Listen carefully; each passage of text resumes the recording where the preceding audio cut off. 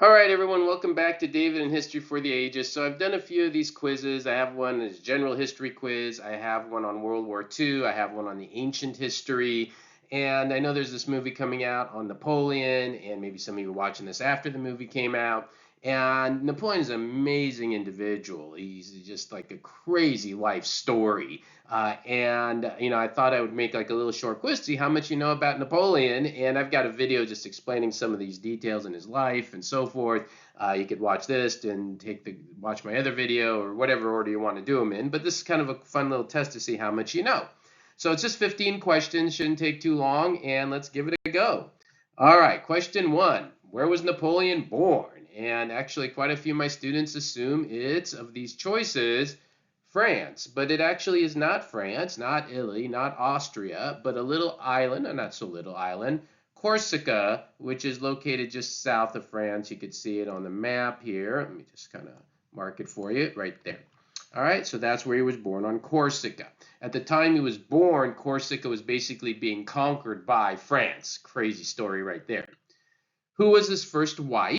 And this is an image of his first wife, who is Josephine. So his first wife was Josephine. That's the answer to question number two.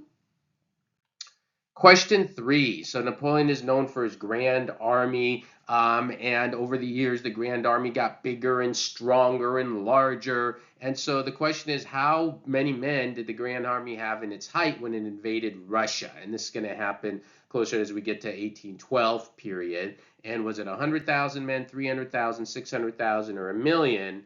And it's estimated to be about 600,000 men at that moment. So the answer would be C. Okay. Question four, all right. Which British admiral defeated the navy at Napoleon at the Battle of Trafalgar? So this is an interesting story because while Napoleon had amazing infantry, the one piece of real estate he always struggled to get was England, because England's an island.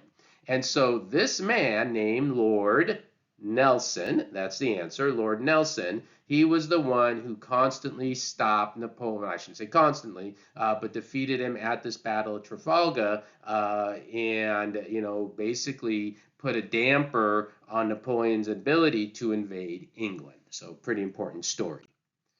He actually also died, Lord Nelson, on this ship.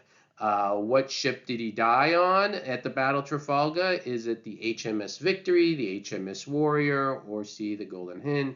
And the answer to that is A, the HMS Victory. And it's actually something you can go and see today. It's located in a little city in southern England. I've been there. See, I was there a long time ago. A little bit more hair and a little less beard, but there it was. So the HMS Victory. Cool little thing. You can go and tour it. Definitely would recommend if you go to England to go check that out. All right, question six. What was the name of the battle Napoleon was victorious in 1805, defeating the combined forces of Austria and Russia? Was it the Battle of Nation, Battle of Austerlitz, or Battle of Pyramids? And the answer to that is B, the Battle of Austerlitz.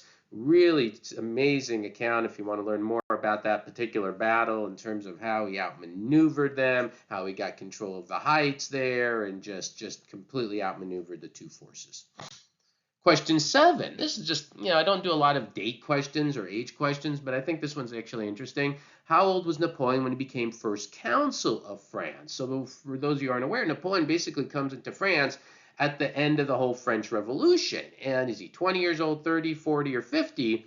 And the answer is only 30 years old. So he's pretty young when he comes to power in France. He's not this kind of old, seasoned veteran guy. 30 years old is a pretty young guy. So it shows he rose pretty fast in the military and got to where he was in what was called the directory phase of the French history there, the French Revolution. The French Revolution ends. He comes in, or technically it's officially ends when he becomes first consul. That's a whole more detail in the French Revolution stuff. But 30 years old. All right, question eight. What new title did Napoleon take in 1804? I think this one's pretty easy. Probably a lot of people know this. And from this image, he takes the title of Emperor, Holy Roman Emperor. Really crazy story about this, how he crowned himself and made sure the Pope at the time wouldn't let him crown him because he wanted to make sure he was the one in charge. And this is an image of him crowning his wife, actually, Josephine. What was the name of the final battle Napoleon was defeated in? And the answer to that is the Battle of Waterloo. In fact, you could use that as an expression today, your Waterloo moment. That's when you have your final fall, your final end, the Battle of Waterloo. After his defeat in Russia and later capture, Napoleon was first sent to which island? So this is what before the Battle of Waterloo, actually. So he had his Russian campaign. He fought a series of battles after that. He was defeated, and at first he was taken to which island? Corsica, Sardinia, Sicily, or Elba? And the answer is D, Elba, and this is a tiny little island next to Corsica. Now, he wasn't going to spend much time in Elba. He's going to escape from Elba. He makes his way back to France and retakes control of France for a short time period. So he has the Russian defeat. He goes to Elba. He goes back to France, and then he's going to be defeated at the Battle of Waterloo. Okay? Question 11. After his final defeat at the Battle of Waterloo, Napoleon was sent to what island? So where was he sent the second time?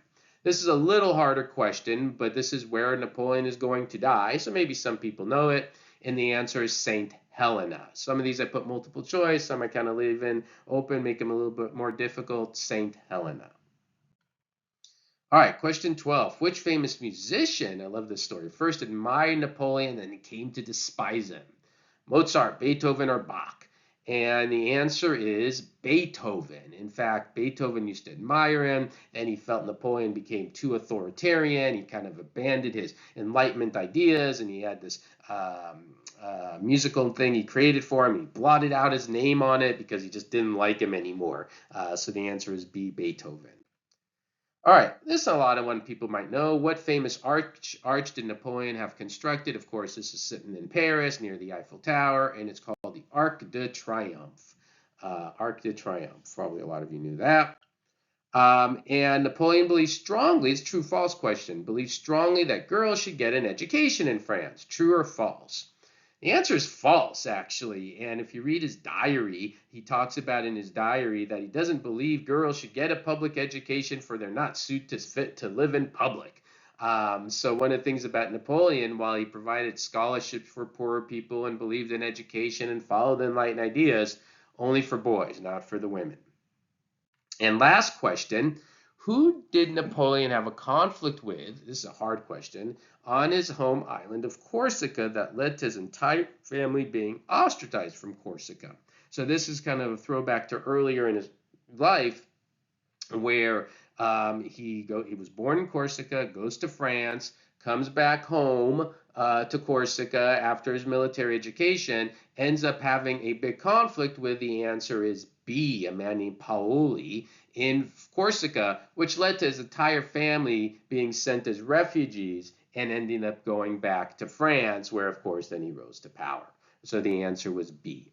All right, so anyways, let's see how you guys did. So, overall, there were 15 questions there. I would say, obviously, if you got like 13 to 15 of them right, that's really good. You know a lot about Napoleon. If you got like 10 to 13, you know a little bit. If you got like, 8, 9 of them, yeah, probably average. If you got like less than 6, you really don't know much about Napoleon, which is okay. That's what my history channel's for. So you can go and watch all my videos on Napoleon. I have a little kind of 10-minute overview, and you probably just learned a few things just taking this quiz, which is part of the fun.